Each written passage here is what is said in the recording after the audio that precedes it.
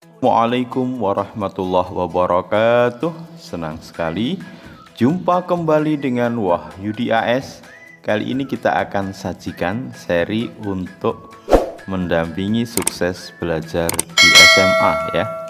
Kali ini kita sajikan berkenaan dengan jangan asal pilih sebelum mengenali pilihan jurusan IPA, IPS atau bahasa ya. Jadi informasi ini cukup penting ya bagi kalian yang sekarang ini sedang beralih jenjang dari SMP menuju ke SMA ya. Karena nanti di kelas 10 di awal tahun ajaran kalian sudah harus memilih jurusan IPA, IPS atau bahasa. Mudah-mudahan informasi ini nanti yang mungkin ada beberapa seri ini bisa menjadi pembekalan atau bekal kalian untuk tidak asal pilih dan betul-betul kalian pahami kaitan dengan jurusan IPA, IPS atau bahasa. Kali ini kita akan sajikan berkenaan dengan struktur kurikulum di jurusan IPA, IPS atau bahasa. Paling tidak menjadi informasi awal yang nantinya kira-kira kalau jurusan IPA, IPS atau bahasa, mata pelajaran apa saja yang akan dipelajari ya. Oke. Mudah-mudahan nanti bisa membantu ya. Oke.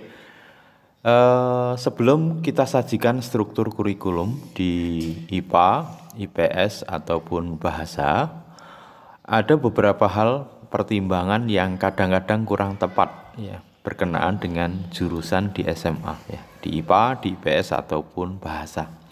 Pertimbangan yang kadang-kadang kurang tepat itu diantaranya yang pertama, ada anggapan bahwa jurusan tertentu lebih superior dari yang lainnya. Jadi kadang-kadang di masyarakat atau di mungkin lingkungan keluarga kita, mungkin dalam tanda kutip jurusan IPA itu lebih superior daripada mungkin jurusan IPS ataupun jurusan bahasa. Tentu ini tidak tepat ya. Nanti tidak tepatnya di mana akan kita sajikan ya.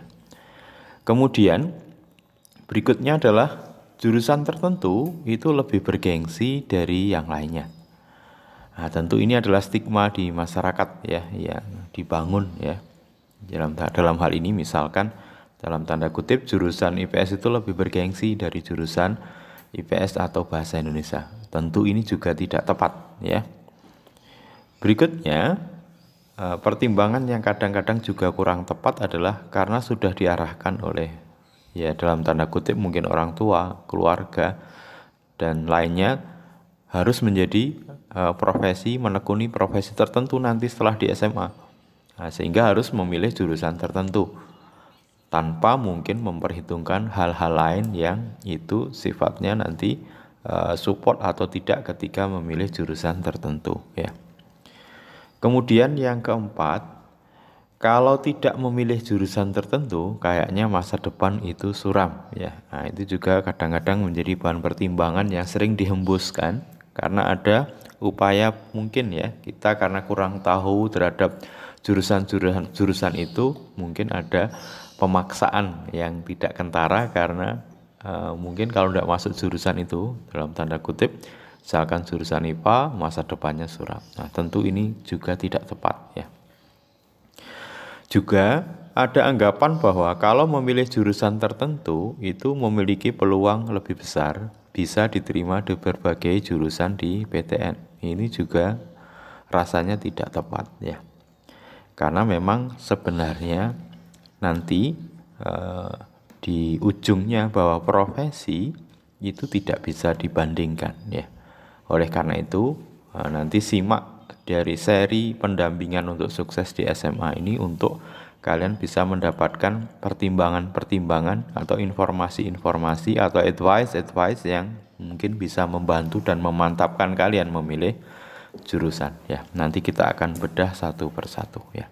Oke, sekarang kita fokus ke struktur kurikulum di SMA untuk jurusan IPA, IPS dan bahasa ya.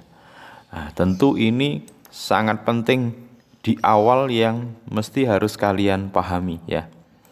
Karena dengan memahami kira-kira mata pelajaran apa saja yang akan dipelajari, itu bisa menjadi salah satu bahan pertimbangan ya. Karena kalian nanti setelah SMP ini, mungkin setelah PPDB Hiruk Pikuk ini sudah selesai, kalian mesti harus masuk di kelas 10 dan di awal harus sudah memilih jurusan IPA kah, IPS atau bahasa ya. Oke, yang jelas di struktur kurikulum nanti baik kalian memilih jurusan IPA, IPS atau bahasa, maka kalian akan belajar hal-hal yang sama ya, yaitu di kelompok A atau di kelompok umum, yang mana nanti semua jurusan akan mempelajari ini: pendidikan agama dan budi pekerti, pendidikan Pancasila dan kewarganegaraan, bahasa Indonesia, matematika, sejarah Indonesia, dan bahasa Inggris. Jadi semua jurusan akan belajar di ini. Juga akan belajar di rumpun atau di kelompok B ya. Kelompok B itu meliputi seni budaya, pendidikan jasmani, olahraga dan kesehatan, prakarya dan kewirausahaan. Jadi mapel atau mata pelajaran di kelompok A dan di kelompok B itu akan dipelajari oleh semua jurusan ya, baik IPA, IPS ataupun bahasa. Nanti yang berbeda itu ada pada kelompok C atau kelompok peminatan ya. Jadi di kelompok C atau di kelompok peminatan ini nanti akan berbeda jurusan IPA, IPS, dan bahasa. Nah, itu yang nanti perlu kiranya kalian pahami ya. Oke, sekarang mapel di kelompok-kelompok tersebut apa saja ya.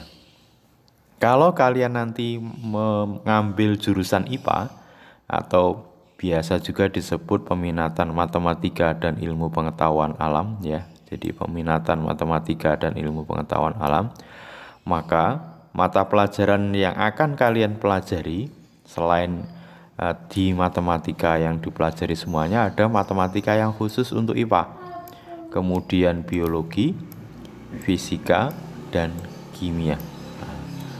Tentu mata pelajaran ini dulu ketika di SMP, biologi, fisika, kimia itu dipelajari di kelompok mapel namanya IPA saja. Sekarang di SMA berdiri sendiri.